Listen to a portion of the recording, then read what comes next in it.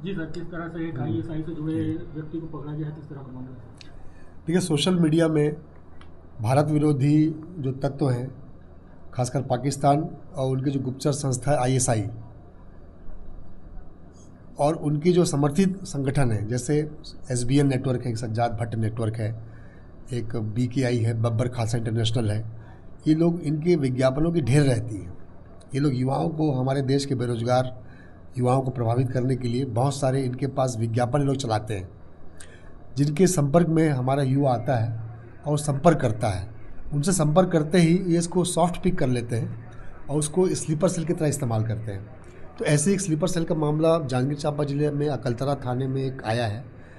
Regular जो हम लोग मुसाफिर चेकिंग करते हैं, बाहर के जो आए लोग हैं उनकी जब चेकिंग पुलिस करती है, तो ऐसे ही कल एक अकलतरा थाने में मिनीमाता चौक में एक किराए घर में जब पुलिस चेक कर रही थी, तो पंजाब का तरन तारण जिले का एक लड़का सेवक सिंह, जो कि जेएसडब्ल्यू में काम करता, ठेका कर्मचारी के रूप में काम करता था, उसके हाव भावों को देखकर जब पुलिस ने उसका मोबाइल चेक किया, तो उसके मोबाइल में इंस्टा आईडी पे आईएसआई, उसके जो समर्थित नेटवर्क हैं एसबीएन, सज्जाद भट्ट और बीकेआई, उससे कई चैट पुलिस को मिले।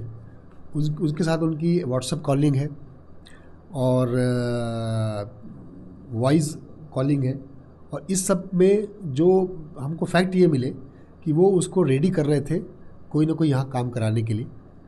सबसे पहले उन्होंने जो उसने जेएसडब्ल्यू की लोकेशन भेजी है, इसके पहले वो एनटीपीसी सीपत में था, वहाँ की लोकेशन भी इसने भेजी है।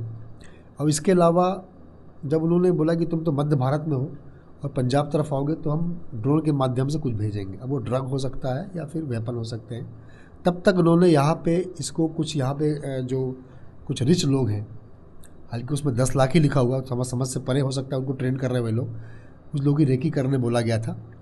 और इसके अलावा कुछ और भी ऐसी चीज़ें बोली गई थी संवेदनशील है जो, तो उसको रेडी कर रहे थे, स्लीपर सेल का इस्तेमाल कर रहे थे। तो पुलिस को जब ये चैटिंग में उसकी सब चीज़ें मिली, तो पुलिस ने तुरंत लड़के को कस्टडी में लिया।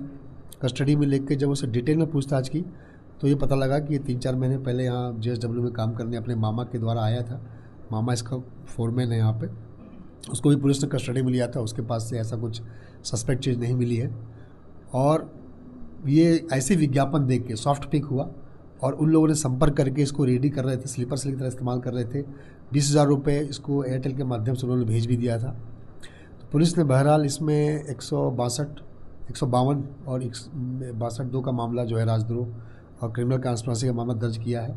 एफआईआर करके पुलिस ने उसको आज रिमांड पे जेल भेज दिया है, और उसका मोबाइल पुलिस ने जब्त करके डिटेल फॉरेंसिक परीक्षण के लिए भेजा हुआ है।